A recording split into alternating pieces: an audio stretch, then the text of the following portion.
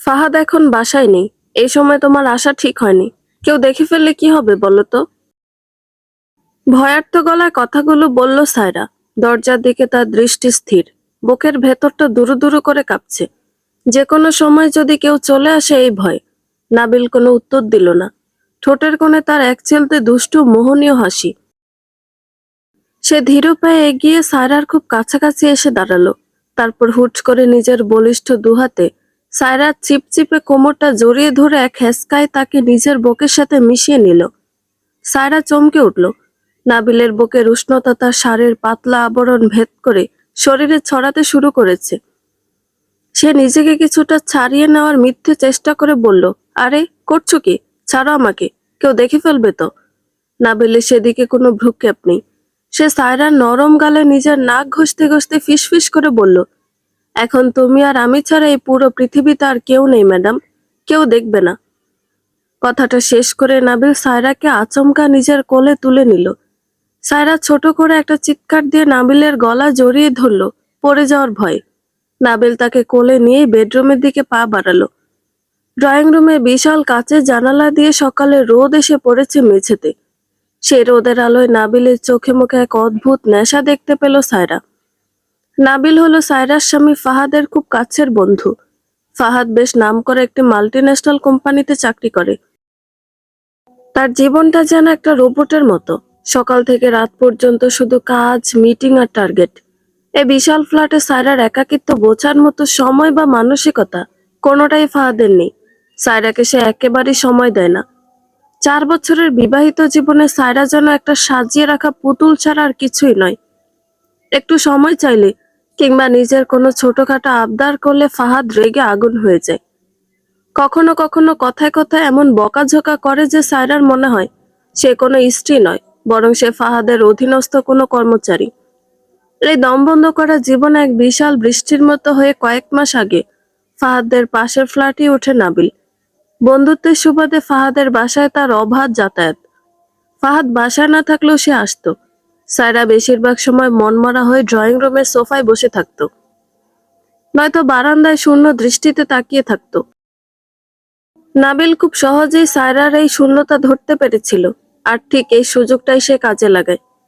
সে সায়রার ভীষণ কেয়ার করতে শুরু করে।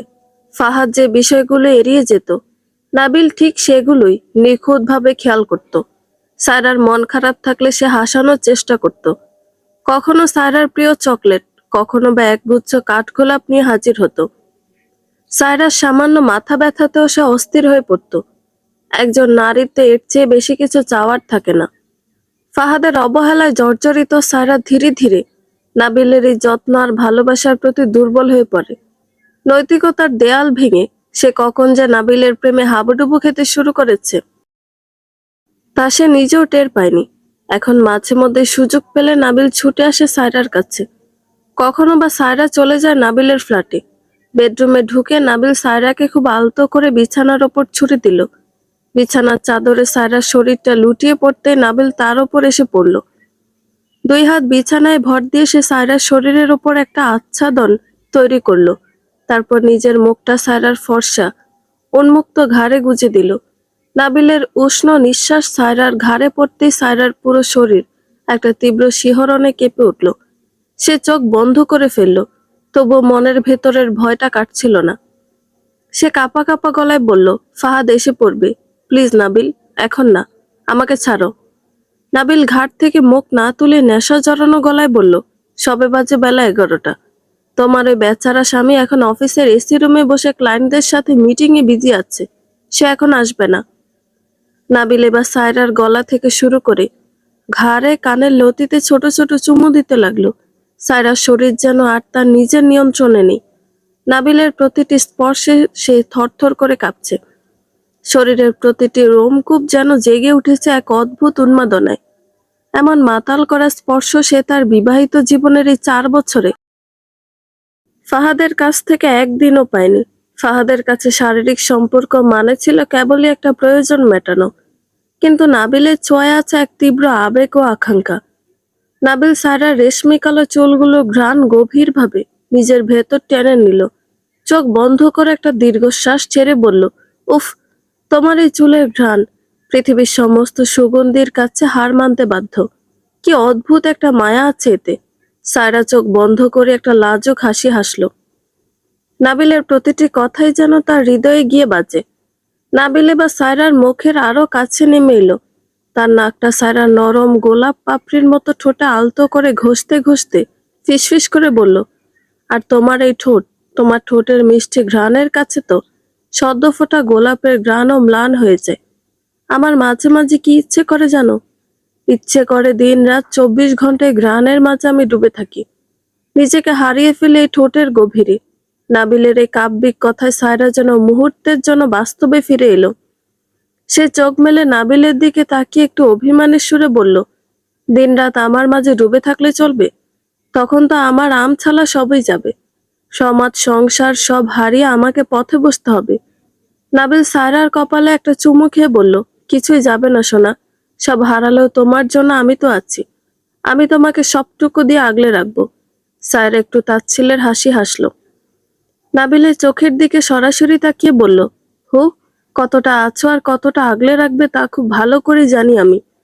এত কিচ্ছু, এত আদর, এত মিষ্টি কথা, এসব তো করেছো শুধু আমার এই দেহটা ভোগ করার জন্য। পুরুষ মানুষের মন আমি বুঝছি নাবিল। কথাটা শোনার সাথে সাথে নাবিলের মুখের হাসি মিলিয়ে গেল। সেজন্য একটু আহত হলো। সায়রার ওপর থেকে সরে গিয়ে বিছানার একপাশে বসলো। মুখটা অন্যদিকে ঘুরিয়ে চরম অভিমানী স্বরে বলল, তুমি এই কথাটা বলতে পারলে সায়রা?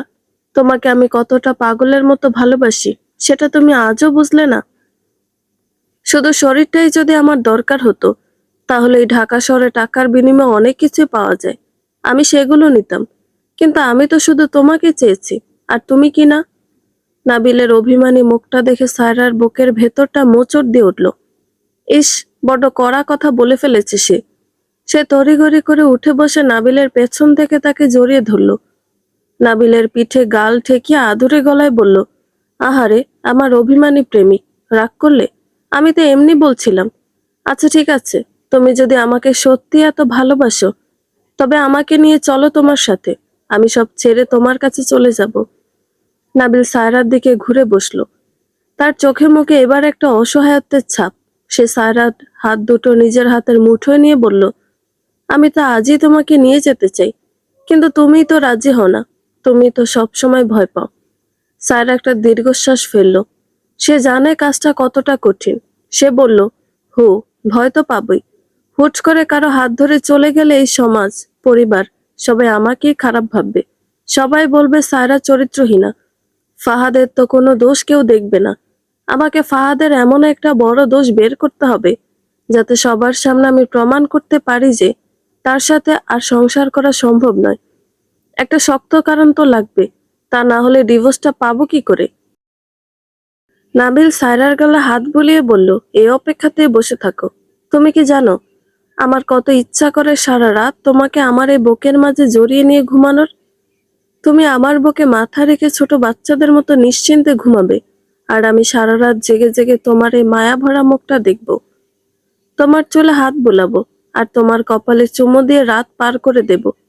আমাদের একটা ছোট্ট সংসার হবে, যেখানে ফাহাদের মতো কোনো যান্ত্রিক মানুষ থাকবে না। নাবিলের কথাগুলো শুনতে শুনতে সায়রার চোখ দুটো পানিতে ভরে গেল। এই তো, ঠিক এই ভালোবাসাটাই তো সে আজীবন চেয়ে এসেছে।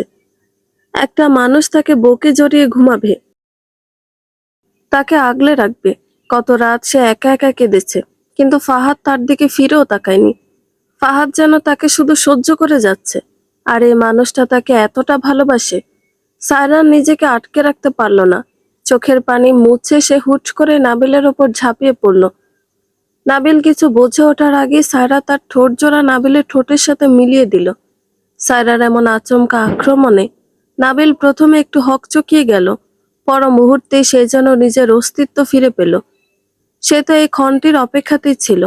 নাবিল তার দুই হাত দিয়ে সায়রাকে আষ্টে পৃষ্ঠে নিজের সাথে জড়িয়ে ধরল। সায়রাও নিজের দুই হাত নাবিলের চুলে ঢুকিয়ে দিয়ে তাকে আরো কাছে টেনে নিল। তাদের চুম্বন ক্রমশ গভীর থেকে গভীরতর হতে লাগলো, যেন দুই তৃষ্ণার্ত মানুষ মরুভূমির বুকে এক ফোঁটা জলের সন্ধান পেয়েছে।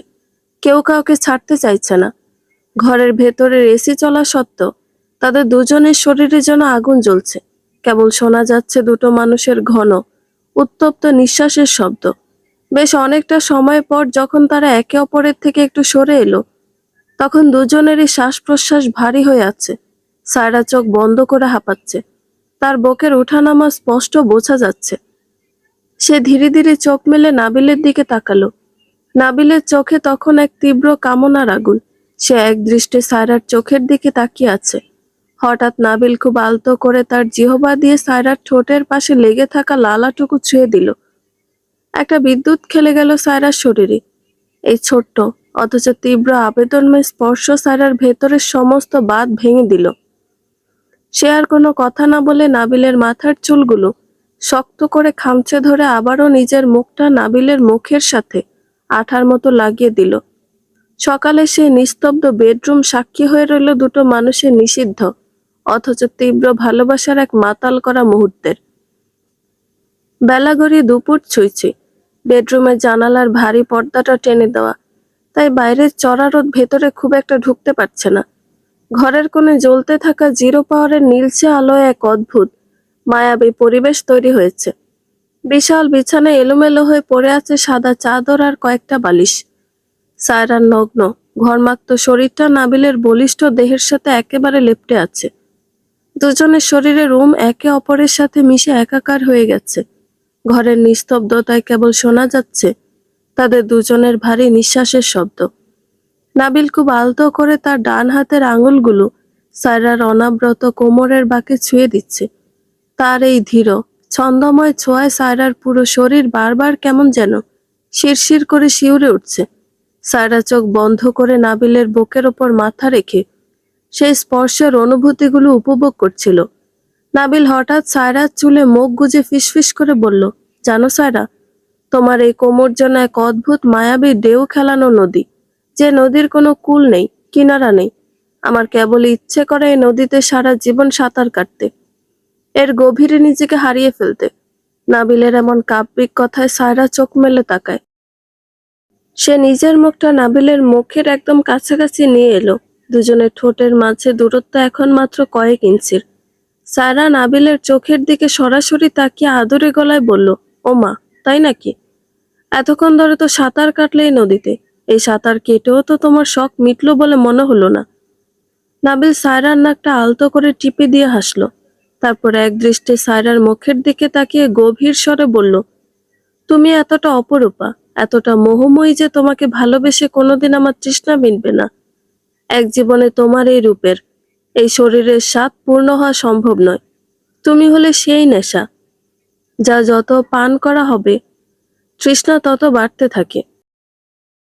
নাবিলের কথাগুলো শুনে সায়রা নিজেকে আটকে রাখতে পারল না। খিলখিল করে হেসে উঠল। ভালোবাসার মানুষের মুখ থেকে নিজের রূপের প্রশংসা শুনতে সব নারীরই ভালো লাগে। সে আবেগের বশবর্তী হয়ে নাবিলের ঠোঁট দুটো নিজের দাঁত দিয়ে আলতো করে কামড়ে ধরে একটা হ্যাঁচকা টান দিল। উফ, ব্যথা পেলাম তো। নাবিল ঠোঁটে হাত দিয়ে একটু কৃত্রিম রাগ দেখিয়ে বলল। সায়রা হাসতে হাসতে বলল, সামান্যতে এত ব্যথা? পুরুষ মানুষ এত নরম হলে চলে? কথাটা বলেই সায়রা বিছানার উপর উঠে বসলো। তার এলোমেলো রেশমি চুলগুলো পিঠের ওপর ছড়িয়ে পড়েছে। সে নাবিলের শরীরের ওপর সামান্য ঝুঁকে এসে তার দুই হাত নাবিলের ঘন কালো চুলের ভেতর ঢুকিয়ে দিল। তারপর নাবিলের চুলে বিলি কাটতে কাটতে তার গলার স্বর হঠাৎ করে গম্ভীর হয়ে গেল। চোখের দৃষ্টিতে ফুটে উঠল এক অদ্ভুত আকুতি। তোমাকে আমার সারা জীবনের জন্য চাই নাবিল। সায়রা দীর্ঘশ্বাস ছেড়ে বলল, আমি আর ওই রোবটটার সাথে সংসার করতে পারছি না। ফাহাদ একটা মানুষ নয়, ও একটা যন্ত্র। ওর কাছে আমার কোনো দাম নেই, কোনো অনুভূতি নেই। আমি চাই তুমি আমাকে এই নরক থেকে উদ্ধার করো। আমি শুধু তোমার হয়ে বাঁচতে চাই। সায়রার কথা শুনে নাবিলের মুখের হাসি ধীরে ধীরে মিলিয়ে গেল। সে বিছানায় উঠে বসলো এবং নিজের দুই হাত দিয়ে সায়রার মুখটা আলতো করে আজলা করে ধরল। সায়রা হুট করে তো আর এসব হয় না। নাবিল খুব শান্ত গলায় বলল, তুমি চাইলেই তো আর ফাহাদকে ছেড়ে আমার কাছে চলে আসতে পারবে না। এর পেছনে অনেক জটিলতা আছে। কিন্তু তার চেয়েও বড় কথা হলো, আমি একটা গোপন কথা জানি। এমন কথা যা শুনলে তুমি আক্ষরিক অর্থে শিউরে উঠবে। তোমার পায়ের তলার মাটি সরে যাবে। সায়রা নাবিলের কথা শুনে রীতিমতো অবাক হলো। তার বুকের ভেতরটা অজানা এক আশঙ্কায় কেঁপে উঠল। সে ভ্রুকুচকে জিজ্ঞেস করলো, কি কথা? ফাহাদ সম্পর্কে এমন কি গোপন কথা তুমি জানো যা আমি জানি না? নাবিল একটা গভীর শ্বাস নিয়ে সায়রার চোখের দিকে তাকিয়ে বলল, ফাহাদ তোমাকে ব্যবহার করতে চায় সায়রা, খুব নোংরা ভাবে ব্যবহার করতে চায়। সায়রার চোখ দুটো বিস্ময়ে বড় বড় হয়ে গেল। সে কিছুই বুঝতে পারছে না। ব্যবহার করতে চায় মানে? এটা আবার কিরকম কথা? পরিষ্কার করে বলো নাবিল। নাবিল বলতে শুরু করলো, ফাহাদ তার কোম্পানিতে একটা বিশাল বড় প্রজেক্টের কাজ পেয়েছে। এটা তো তুমি জানো। গত মাসে তোমাদের বাসায় যে একটা গ্র্যান্ড পার্টি হয়েছিল, মনে আছে? সেখানে এক বিদেশি লোক এসেছিল। সায়রা মাথা নেড়ে বলল, হ্যাঁ মনে আছে। লোকটা চাউনি আমার একদমই ভালো লাগেনি। কেমন যেন নোংরা দৃষ্টিতে আমার দিকে তাকিয়েছিল। ফাহাদ সেদিন আমাকে জোর করে ওই স্লিভলেস ব্লাউজ আর শিফন শাড়ি পরিয়েছিল। আমি পড়তে চাইনি বলে আমার সাথে খুব খারাপ ব্যবহারও করেছিল। ঠিক ধরেছ। নাবিল একটা তাচ্ছিল্যের হাসি এসে বলল, ওই বিদেশি লোকটাই ফাহাদকে ওই প্রজেক্টটা দেবে, কিন্তু তার একটা শর্ত আছে। প্রজেক্টের বিনিময়ে তোমাকে ওই লোকটার সাথে রাত কাটাতে হবে। আর ফাহাদ সেই শর্তে রাজিও হয়েছে। কথাটা শোনা মাত্রই সায়রার সারা শরীরে যেন কেউ বরফ শীতল জল ঢেলে দিল। সে হতবাক হয়ে নাবিলের দিকে তাকিয়ে রইল। তার কান ভো ভো করছে। সে অস্পষ্ট স্বরে বলল, এসব কি বলছো তুমি? ফাহাদ ফাহাদ এত নিচে নামতে পারে? সে তার নিজের স্ত্রীকে টাকার জন্য অন্য পুরুষের বিছানায় পাঠাবে? না না, আমার কেন জানি বিশ্বাস হচ্ছে না। ফাহাদ রাগী হতে পারে, আমাকে সময় না দিতে পারে, কিন্তু সে এত বড় জানোয়ার হতে পারে না। সায়রার অবিশ্বাসের কথা শুনে নাবিল কোনো তর্ক করল না। সে শুধু সায়রাকে নিজের গা থেকে একটু সরিয়ে দিয়ে পাশ থেকে নিজের মোবাইল ফোনটা হাতে নিল। স্ক্রিনে কয়েকটা ট্যাপ করে সে একটা অডিও কল রেকর্ড চালু করে দিল।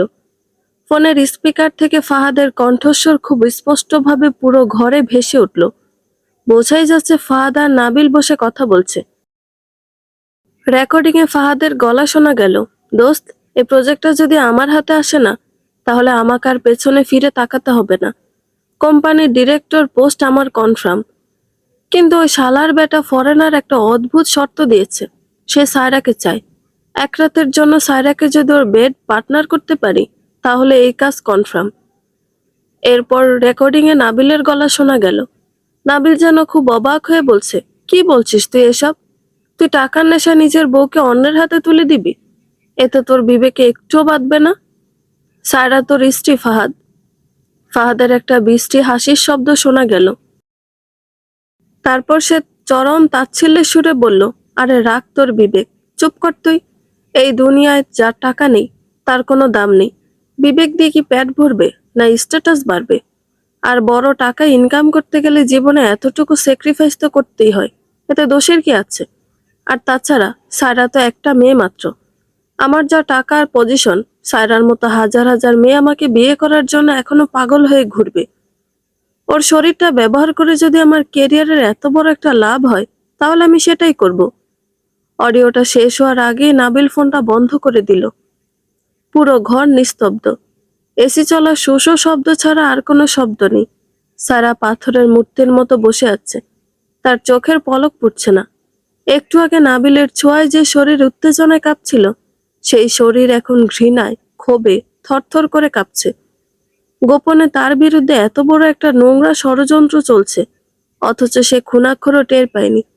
যে মানুষটার সাথে সে গত 4 বছর ধরে একই ছাদের নিচে থাকছে, এক বিছানায় ঘুমাচ্ছে, সেই মানুষটা তাকে কেবলে একটা মাংসপিণ্ড ছাড়া আর কিছুই ভাবে না। টাকার জন্য তাকে বিক্রি করে দিতে চাইছে। সায়রা দু চোখ বেয়ে অঝরে পানি পড়তে লাগলো। ঘৃণায় তার নিজের প্রতি বমি আসতে চাইল। সে দাঁতে দাঁত চেপে চরম আক্রোশে বলল, আমি আর এক মুহূর্ত ওর সাথে সংসার করব না। আজই, এই মুহূর্তে আমি ওই জানোয়ারটাকে ডিভোর্স দেব। ওর মুখে লাথি মেরে আমি এই বাড়ি থেকে বেরিয়ে যাব। নাবিল একটা দীর্ঘশ্বাস ফেলল। সে সায়রার একটা হাত নিজের হাতের মুঠোয় নিয়ে খুব শান্ত গলায় বলল, তুমি তো জানো ফাহাদ কেমন মানুষ। তার উদ্দেশ্য হাসিল করার জন্য সে যে কোনো পর্যায়ে যেতে পারে। দরকার হলে সে মানুষ পর্যন্ত খুন করতে পারে। আর তাছাড়া তুমি ভাবছো সে তোমাকে এত সহজে ছেড়ে দেবে? কখনোই না। সায়রা রুখে উঠে বলল, কেন ছাড়বে না? আমার কাছে তো প্রমাণ আছে। এই রেকর্ডিংটা আমি সবাইকে শোনাবো। কোর্টে গিয়ে প্রমাণ করব কেমন জঘন্য মানুষ। নাবিল একটু তাচ্ছিল্যের হাসি হাসলো। ধুর বোকামে, এই সামান্য একটা অডিও রেকর্ড দিয়ে তুমি ফাহাদের মতো ক্ষমতাশালী মানুষের কিছু করতে পারবে? কোর্টে দাঁড়ালে সে তার টাকার জোরে বড় বড় উকিল ধরে খুব সহজেই প্রমাণ করে দেবে যে এটা এআই দিয়ে বানানো একটা ফেক ভয়েস। তখন তুমি কি করবে? উল্টে সে তোমার নামে মানহানির মামলা ঠুকে দেবে। সায়রা চুপ হয়ে গেল, তার মাথা কাজ করছে না। নাবিল আবার বলতে শুরু করলো, তোমার পরিবার, তারা তো ফাহাদের টাকার কাছে আগেই বিক্রি হয়ে গেছে। প্রতি মাসে ফাহাদ তোমার বাবার জন্য যে মোটা অঙ্কের টাকা পাঠায়, সেটা বন্ধ হয়ে গেলে তোমার পরিবার তোমাকে উল্টো দোষারোপ করবে। আর তুমি যদি আমার হাত ধরে পালিয়ে যাও, ফাহাদ তার লোক লস্কর আর পুলিশের ক্ষমতা ব্যবহার করে ঠিকই আমাদের খুঁজে বের করবে। তারপর সে আমাদের কাউকে শান্তিতে বাঁচতে দেবে না, হয়তো মেরেই ফেলবে। সায়রা এবার সত্যিই ভয় পেয়ে গেল। সে যেন চারপাশ থেকে একটা অন্ধকার চক্রবুহে আটকা পড়েছে। যেদিকেই তাকায় সেদিকেই বন্ধ দরজা। সে অসহায় গলায় বলল, তাহলে এখন উপায়? আমি তো ওই জানোয়ারটার বিছানায় যেতে পারবো না। আমাকে বাঁচাও নাবিল। নাবিল এবার সায়রার একদম কাছে এগিয়ে এলো, তার মুখটা সায়রার কানের কাছে নিয়ে গেল। ফিসফিস করে সাপের মতো শীতল গলায় বলল, উপায় একটাই আছে সায়রা, তাকে এই দুনিয়া থেকে চিরতরে সরিয়ে দেওয়া। তাও এমন নিখুঁত ভাবে যেন সবাই ভাবে সে ব্রেন স্ট্রোক বা হার্ট অ্যাটাক করে স্বাভাবিক কারণে মারা গেছে। কেউ খুনাক্ষরে সন্দেহ করবে না। কথাটা সায়রার কানে ঢোকা মাত্রই সে যেন বিদ্যুৎ স্পষ্ট হলো। তার চোখ ভয়ে আর আতঙ্কে বড় বড় হয়ে গেল। সে ঝটকা মেরে নাবিলকে ধাক্কা দিয়ে সরিয়ে দিল এবং খাট থেকে নেমে মেঝেতে উঠে দাঁড়ালো। তড়িঘড়ি করে বিছানার চাদরটা টেনে নিজের নগ্ন শরীরটা ঢেকে নিল। তার পুরো শরীর থরথর করে কাঁপছে। সে অবিশ্বাসের দৃষ্টিতে নাবিলের দিকে তাকিয়ে বলল, এসব কি বলছো তুমি? পাগল হয়ে গেছ? খুন? আমি আমি ফাহাদকে খুন করব? না না, এটা অসম্ভব। তুমি আমাকে কেমন ভয়ঙ্কর কথা বলছো? নাবিল বিছানায় বসে খুব ঠান্ডা মাথায় বলল, আমি ঠিকই বলছি সায়রা, এবং খুব প্র্যাকটিক্যাল কথা বলছি। এছাড়া আমাদের সামনে আর কোনো খোলা রাস্তা নেই, কারণ ডিভোর্স সে তোমাকে কখনোই দেবে না। আর তার দেওয়া শর্তে রাজি না হলে সে তোমার জীবনটা একটা জীবন্ত নরক বানিয়ে দেবে। এখন তুমিই বলো, তুমি কি করবে? নিজের শরীরটাকে ওই বিদেশির কাছে বিক্রি হতে দেবে, নাকি নিজের স্বাধীনতার ভালোবাসার জন্য এইটুকু সাহস দেখাবে? সায়রা দুহাতে নিজের কান চেপে ধরল। সে জোরে জোরে মাথা নেড়ে বলল, না না, আমি কখনো এটা পারবো না। আমি কাউকে খুন করতে পারবো না। আমাকে দিয়ে এসব হবে না নাবিল। নাবিল ধীরে ধীরে বিছানা থেকে নামলো। সে এগিয়ে গিয়ে সায়রাকে পেছন থেকে নিজের দুহাতের বেড়ায় শক্ত করে জড়িয়ে ধরল। সায়রার কাঁধের ওপর থুতনি রেখে তার ঠান্ডা আর্দ্র গলায় ফিসফিস করে মোহনীয় সুরে বলতে লাগলো, একবার ভেবে দেখো সোনা, শুধু একবার চোখ বন্ধ করে ভাবো, এই একটা কাজ, আর তারপর আমরা চিরতরে মুক্ত। ফাহাদের অঢেল টাকার সম্পত্তি সব তোমার হয়ে যাবে। আমরা এই জঘন্য শহর ছেড়ে, এই দেশ ছেড়ে অনেক দূরে কোথাও চলে যাব। সেখানে শুধু তুমি আর আমি থাকবো। আমাদের একটা ছোট্ট সুন্দর সুখের সংসার হবে। কেউ আমাদের মাঝে বাধা হয়ে দাঁড়াবে না। তুমি কি চাও না আমরা একসাথে থাকি? সায়রা কোনো উত্তর দিল না। সে চাদরটা শক্ত করে বুকে চেপে ধরে মূর্তির মতো দাঁড়িয়ে রইল। তার চোখ দিয়ে শুধু টপ টপ করে পানি গড়িয়ে পড়ছে মেঝের উপর।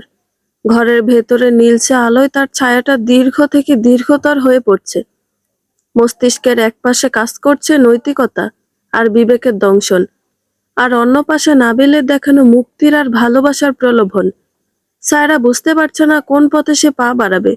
সে এক ভয়ঙ্কর অন্ধকার খাদের কিনারে এসে দাঁড়িয়েছে, আর নাবিল তাকে পেছন থেকে সে খাদের দিকেই যেন একটু একটু করে ঠেলে দিচ্ছে। দীর্ঘক্ষণ দাঁড়িয়ে রইল সায়রা। মাথার ভেতর হাজারো চিন্তার জট পাকিয়ে আছে। একদিকে একটা জলজ্যান্ত মানুষকে দুনিয়া থেকে সরিয়ে দেওয়ার মতো ভয়ঙ্কর অপরাধ বোধ, অন্যদিকে ফাহাদের মতো অমানুষের হাত থেকে নিজের আত্মসম্মান বাঁচানোর মরিয়া আকুতি। সে একটা দীর্ঘশ্বাস ফেলে নিজেকে একটু সামলে নিল। তারপর কাঁপা কাঁপা গলায় বলল, আচ্ছা, আমি আগে দেখি ফাহাদ কি করে।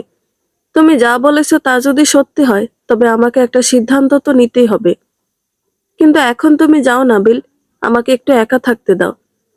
নাবিল বুঝতে পারলো সারার মনের ভেতর এখন তুমুল ঝড় বইছে। তাকে এখন একটু সময় দেওয়া দরকার। সে আর কোনো কথা না বেরিয়ে সারার একদম কাছে এগিয়ে এলো।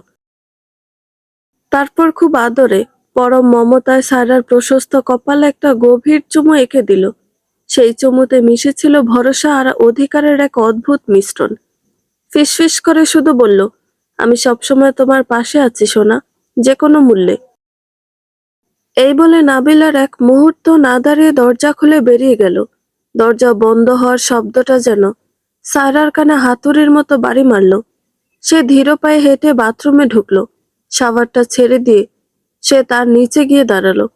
ঝরঝর করে ঠান্ডা পানি তার নগ্ন উত্তপ্ত শরীরের উপর আছড়ে পড়ছে, কিন্তু এই শীতল পানিও যেন তার শরীরের ভেতরের আগুনটা নেভাতে পারছে না। পানির প্রতিটি বিন্দু যখন তার শরীর ছুঁয়ে যাচ্ছে, সায়রার কেবলই মনে হচ্ছে নাবিলের হাত দুটো যেন তার কোমর, বুক আর ঘাড় ছুঁয়ে আছে। নাবিলের সে পাগল করা আদর, তার ঠোঁটের উষ্ণতা, তার শরীরের বন্য ঘ্রাণ, সবকিছু এখনো সায়রার প্রতিটা রোমকূপে লেগে আছে। চোখ বন্ধ করতেই নাবিলের মুখটা ভেসে উঠছে, কিন্তু পরক্ষণেই নাবিলের বলা সেই ভয়ঙ্কর সত্যিটা তার মস্তিষ্কে আঘাত হানতে লাগলো। ফাহাদ তাকে বিক্রি করে দিতে চায়, একটা প্রজেক্টের জন্য নিজের বিবাহিত স্ত্রীকে অন্য পুরুষের বিছানায় পাঠাতে চায়। শাওয়ারের নিচে দাঁড়িয়ে সায়রা ফুঁফিয়ে কেঁদে উঠল। পানির স্রোতের সাথে মিশে যেতে লাগলো তার চোখের জল। মনের ভেতর এক প্রলয়ঙ্কারী অশান্তির ঝড় বইতে শুরু করেছে। কি করা উচিত তার? সে কি পারবে নাবিলের কথায় সায় দিয়ে ফাহাদকে খুন করতে? সে তো কোনোদিন একটা পিঁপড়াও মারেনি, আর একটা মানুষ। কিন্তু যদি সে এই কাজ না করে, তবে ফাহাদ তো তাকে জ্যান্ত মেরে ফেলবে। প্রতিদিন একটু একটু করে তার আত্মসম্মান, তার নারীত্বকে ছিঁড়ে খাবে।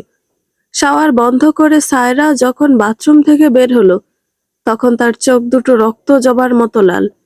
রাত ঠিক 10টা।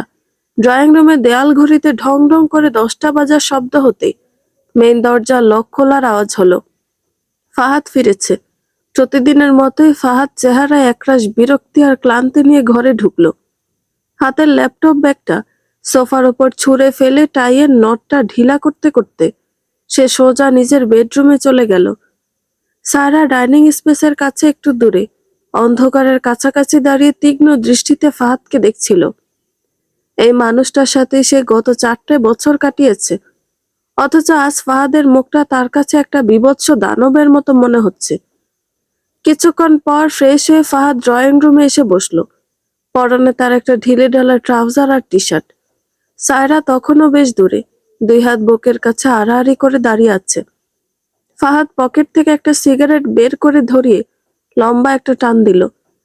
দোয়াটা ছাদ পানে ছেড়ে দিয়ে সে সায়রার দিকে এমন ভাবে তাকালো যে সায়রা ভয় পেল। মনের মধ্যে প্রশ্ন জাগলো, ফাহাদ কিছু জানলো না তো? ফাহাদ সায়রাকে ডেকে বলতে লাগলো, সামনের সপ্তাহে মিস্টার ভিক্টর আমাদের বাসায় আসছে। সায়রার বুকের ভেতরটা ছ্যাদ করে উঠল। নাবিলের বলা প্রতিটি শব্দ অক্ষরে অক্ষরে মিলে যাচ্ছে। সে নিজের কাঁপুনি লুকিয়ে রেখে গলার স্বর যতটা সম্ভব স্বাভাবিক রেখে একটু অবাক হওয়ার ভান করে জিজ্ঞেস করলো, কে সে? মিস্টার ভিক্টর আবার কে? ফাহাদ একটু বিরক্ত হয়ে ভ্রু কুঁচকে বলল, আরে ভুলে গেলে এত তাড়াতাড়ি? ওই যে গত মাসে আমাদের বাসায় যে গ্র্যান্ড পার্টিটা হলো, সেখানে ওই ফরেনার ক্লায়েন্ট এসেছিল না, লম্বা মতো, নীল চোখ, ওই লোকটাই মিস্টার ভিক্টর।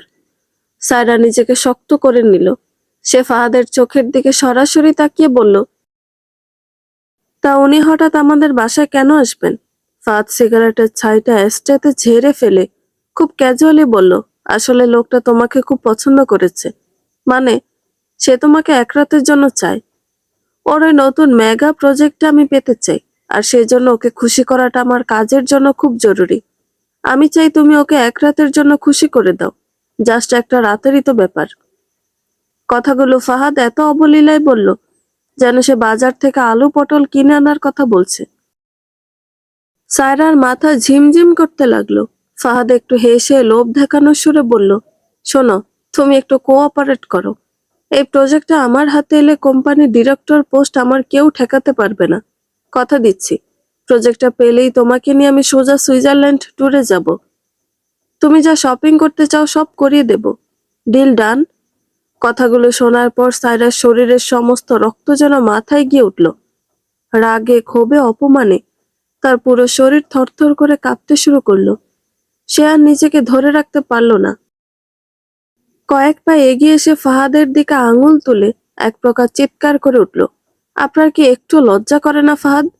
একটা প্রজেক্টের জন্য, কিছু টাকার জন্য আপনি নিজের বিবাহিত স্ত্রীকে পরপুরুষের বিছানায় কাটাতে বলছেন? আপনার বিবেকে একটুও বাঁধল না এই কথাটা মুখ দিয়ে বের করতে? আপনি আসলে কি? আপনি কি আদৌ কোনো পুরুষ মানুষ, নাকি একটা হিজড়া? হিজড়া শব্দটা ফাহাদের পুরুষতান্ত্রিক অহংকারে চাবুকের মতো আছড়ে পড়ল। মুহূর্তের মধ্যে তার চোখে দৃষ্টি পাল্টে গেল, চেহারায় ফুটে উঠল এক হিংস্র রূপ। সে হাত থেকে জ্বলন্ত সিগারেটটা মেঝেতে ছুঁড়ে ফেলে এক লাফে সোফা থেকে উঠে দাঁড়ালো। সায়রা কিছু বুঝে ওঠার আগে ফাহাদ তার দিকে তেড়ে এলো। তার ডান হাতটা সাপের মতো ছিটকে গিয়ে সায়রার মাথার পেছনের চুলগুলো শক্ত করে মুঠি করে ধরল। আহ, ছাড়ুন আমাকে! সায়রা ব্যথায় কোকিয়ে উঠল। ফাহাদ সায়রার চুলের মুঠি ধরে তার মুখটা নিজের মুখের একদম কাছাকাছি টেনে আনলো। ফাহাদের চোখ দুটো রাগে জ্বলছে। দাঁতে দাঁত চেপে সে হিসিস করে বলল, তোর এত বড় সাহস যে তুই আমার মুখের উপর কথা বলিস? তুই আমাকে পুরুষত্ব শেখাস? ভুলে গেছিস তোর ওই ভিখারি বাপটাকে কে প্রতি মাসে টাকা দিয়ে বাঁচিয়ে রেখেছে? এই ফাহাদ রহমান। আমার কথায় যদি তুই রাজি না হস, তাহলে তোর পুরো পরিবারকে আমি রাস্তায় ভিখারি বানিয়ে ছাড়বো। আমার প্রজেক্টের জন্য তুই ওই ভিক্টরকে খুশি করবি, ব্যাস, এটাই শেষ কথা। এর বাইরে একটা শব্দ করলে তোকে আমি জ্যান্ত পুঁতে ফেলবো। কথাটা শেষ করে ফাহাদ সায়রাকে প্রচন্ড জোরে একটা ধাক্কা মারল। ধাক্কার চোটে সায়রা ছিটকে গিয়ে পেছনের সোফার উপর আছড়ে পড়ল। তার কনুইটা সোফার কাঠের হাতলে লেগে ছিলে গেল। ফাহাদ আর এক মুহূর্ত সেখানে না দাঁড়িয়ে হনহন করে নিজের বেডরুমের দিকে চলে গেল। সজোরে দরজা বন্ধ করার শব্দে পুরো ফ্ল্যাটটা একবার কেঁপে উঠল। সায়রা সোফার উপর পড়ে রইল বেশ কিছুক্ষণ। তার চুলগুলো এলোমেলো, কনুই দিয়ে হালকা রক্ত বেরোচ্ছে, কিন্তু শারীরিক ব্যথার চেয়ে তার ভেতরের মানসিক যন্ত্রণাটা 1000 গুণ বেশি। তার চোখ দিয়ে আর এক ফোঁটাও পানি বের হলো না। কান্নার জায়গাটা এখন দখল করে নিয়েছে এক শীতল, ভয়ঙ্কর আক্রোশ। সে ধীরে ধীরে সোফা থেকে উঠে বসল। তার চোখের দৃষ্টি এখন আর কোনো অবলা, অসহায় নারীর মতো নেই। সেই দৃষ্টিতে এখন শুধুই প্রতিশোধের আগুন জ্বলছে। সে বুঝতে পেরেছে নাবিল এক বর্ণও মিথ্যা বলেনি। এই ফাহাদ কোনো মানুষ নয়, সে একটা পিশাচ। এই পিশাচের সাথে সংসার করা মানে নিজেকে প্রতিদিন একটু একটু করে বেশ্যাপল্লীতে বিক্রি করে দেওয়া। সায়রা নিজের কনুইয়ের রক্তটা মুছে নিল। তার ভেতরের সমস্ত নৈতিকতার দেয়াল, সমস্ত দ্বিধা দ্বন্দ্ব এক নিমিষে ধূলিসাৎ হয়ে গেছে। ঘরের নিস্তব্ধ অন্ধকারে দাঁড়িয়ে সায়রা বিড়বিড় করে বলল, তুমি ঠিকই বলেছিলে নাবিল, এই জানোয়ারটাকে বাঁচিয়ে রাখার কোনো মানে হয় না। আমি তোমার কথাই শুনবো। ফাহাদকে আমি নিজের হাতে শেষ করব। সকালবেলা ভোরের আলো পুরোপুরি ফোটার আগেই সায়রা গিয়ে দাঁড়ালো নাবিলের ফ্ল্যাটের দরজায়। কলিং বেল চাপতেই কিছুক্ষণ পর দরজা খুলে দিল নাবিল। সে কানে ফোন চেপে কার সাথে যেন খুব নিচু স্বরে কথা বলছিল। সায়রাকে এত সকালে এমন বিধ্বস্ত চেহারায় দেখে সে তড়িঘড়ি করে ফোনটা রেখে দিল। সায়রার উস্কো খুস্কো চুল, চোখের নিচে কালি, আর ডান হাতের কনুই ছিলে যাওয়ার কালচে দাগ। নাবিল কপট উদ্বেগের সাথে সায়রার হাতটা ধরে বলল, কি হয়েছে সায়রা, এত সকালে? মন খারাপ কেন তোমার? আর হাতেই দাগ কিসের? সায়রা একটা দীর্ঘশ্বাস ফেলে শূন্য দৃষ্টিতে নাবিলের দিকে তাকালো। তার গলার স্বর অদ্ভুত রকমের শান্ত। কাল রাতে ফাহাদ আমাকে মেরেছে, আর তুমি যা বলেছিলে অক্ষরে অক্ষরে তাই সত্যি হয়েছে নাবিল। ফাহাদ ওই ভিক্টর নামের ক্লায়েন্টের সাথে আমাকে এক রাত কাটাতে বলেছে। নাবিল যেন এই কথাটার জন্য অপেক্ষা করছিল। সে সায়রাকে ভেতরে নিয়ে এসে সোফায় বসালো। তারপর খুব চিন্তিত মুখ করে বলল, আমি তো আগেই বলেছিলাম ফাহাদ একটা আস্ত জানোয়ার। তো এখন কি করবি বলে ঠিক করেছ? সায়রার চোখে দৃষ্টি হঠাৎ করে তীক্ষ্ণ আর হিমশীতল হয়ে উঠল। সে কোনো রকম ভনিতা ছাড়াই পাথরের মতো শক্ত গলায় বলল, একেবারে দুনিয়া থেকে সরিয়ে দেব।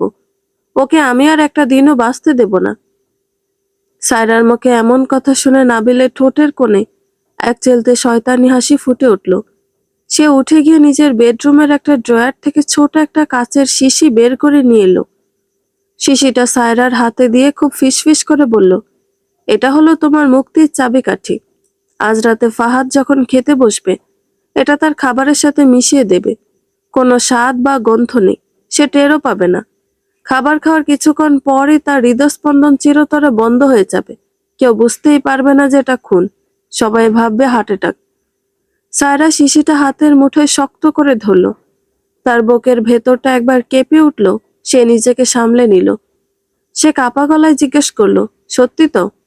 এটা খেলে কাজ হবে তো? নাবিল সায়রার কাঁধে হাত রেখে আশ্বস্ত করে বলল, হ্যাঁ, 100 ভাগ সত্যি।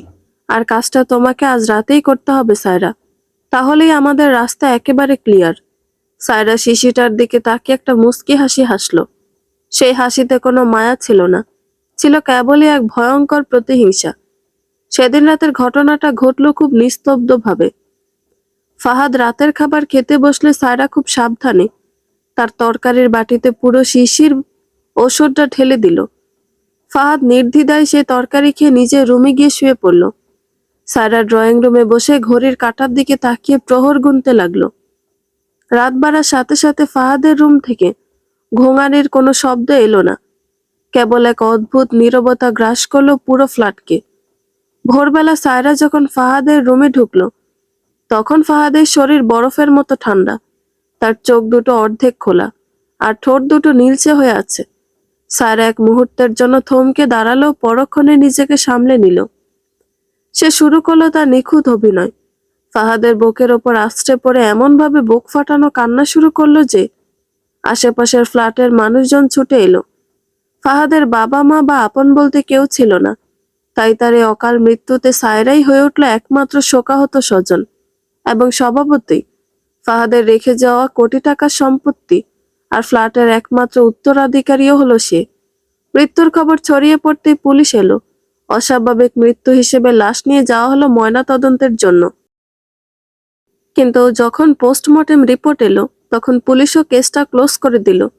রিপোর্টে পরিষ্কার লেখা, অত্যধিক মানসিক চাপ থেকে ম্যাসিভ হার্ট অ্যাটাকে মৃত্যু। এত নিখুঁতভাবে যে কাজটা হয়ে যাবে তা যেন সায়রা নিজেও কখনো কল্পনা করতে পারেনি।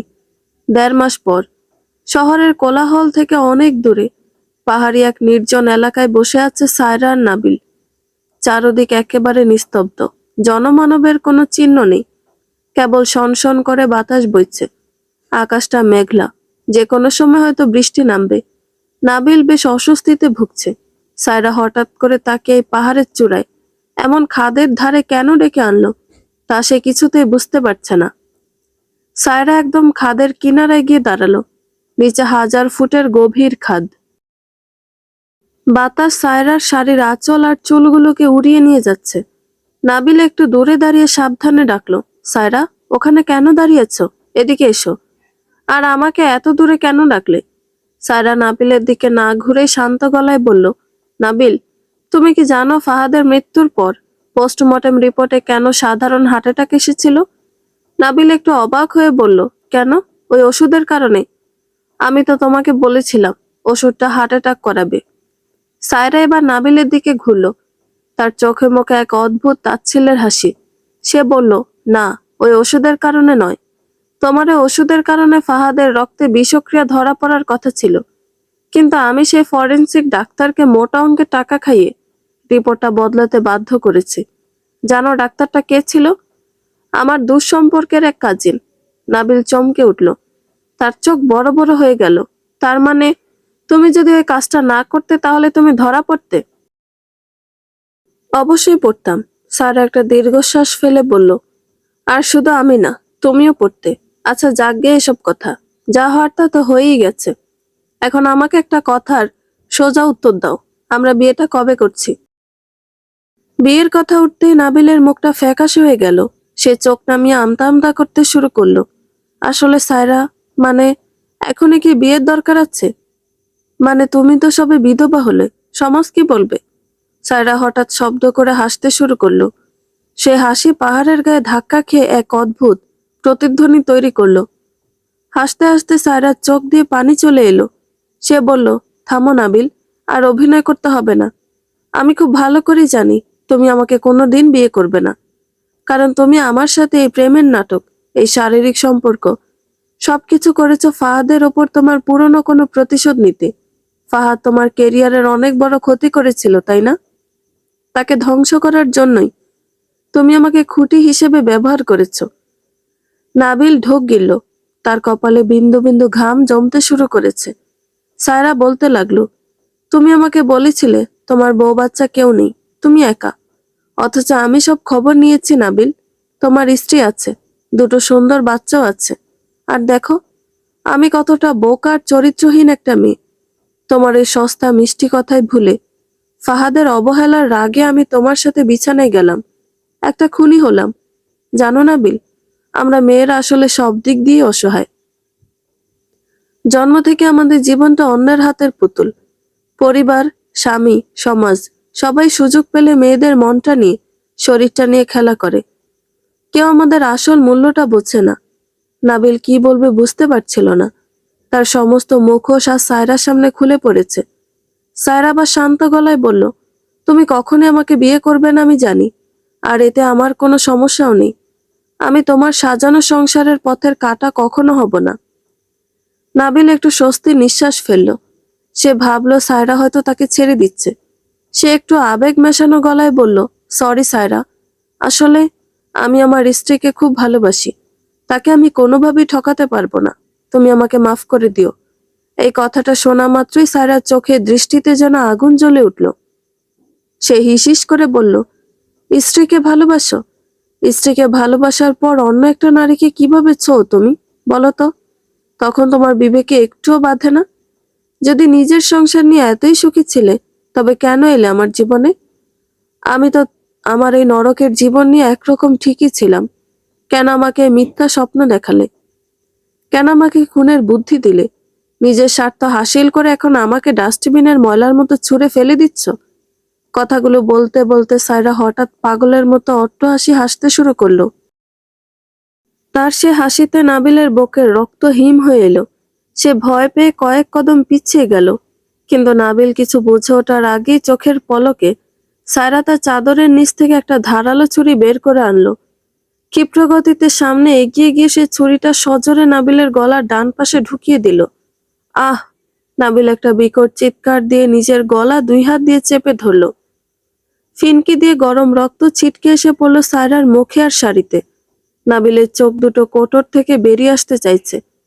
সে খাবি খেতে খেতে মাটিতে লুটিয়ে পড়ার আগে সায়রা ছুরিটা টেনে বের করে আবার এক বিশাল আক্রোশে নাবিলের পেটের ঠিক মাঝখানে ঢুকিয়ে দিল। নাবিলের শরীরটা ব্যথায় কুঁকড়ে গেল। সায়রা তার দুই হাত দিয়ে নাবিলের রক্তাক্ত বুকে একটা প্রচন্ড জোড়া ধাক্কা মারল। টাল সামলাতে না পেরে নাবিল পাহাড়ের চেয়ে গভীর খাদের দিকে ছিটকে পড়ল। তার আর্তনাদ পাহাড়ের গায়ে প্রতিধ্বনিত হতে হতে একসময় মিলিয়ে গেল কয়েকশো ফুট নিচের অন্ধকারে। সায়রা পাহাড়ের কিনারায় ঘাসের ওপর ধপ করে বসে পড়ল। তার দুই হাত রক্তে মাখামাখি, ছুরির ফোঁটা ফোঁটা রক্ত মাটিতে পড়ছে। হঠাৎ করে আকাশ ভেঙে প্রবল বৃষ্টি শুরু হলো। পাহাড়ি সেই ঠান্ডা বৃষ্টিতে সায়রা ভিজতে লাগলো। সে তার দুই হাত দিয়ে নিজের মুখটা ঢেকে হাউমাউ করে কাঁদতে শুরু করলো। আজ সে তার জীবনের সবচেয়ে বড় ভুলটা বুঝতে পারছে। একটা পরকীয়া সম্পর্কের মোহে পড়ে, একটা মিথ্যা ভালোবাসার মায়ায় অন্ধ হয়ে তাকে পরপর দুটো খুন করতে হলো। ফাহাদ তাকে সম্মান দেয়নি ঠিকই, কিন্তু নাবিল তাকে পুরোপুরি ধ্বংস করে দিয়েছে।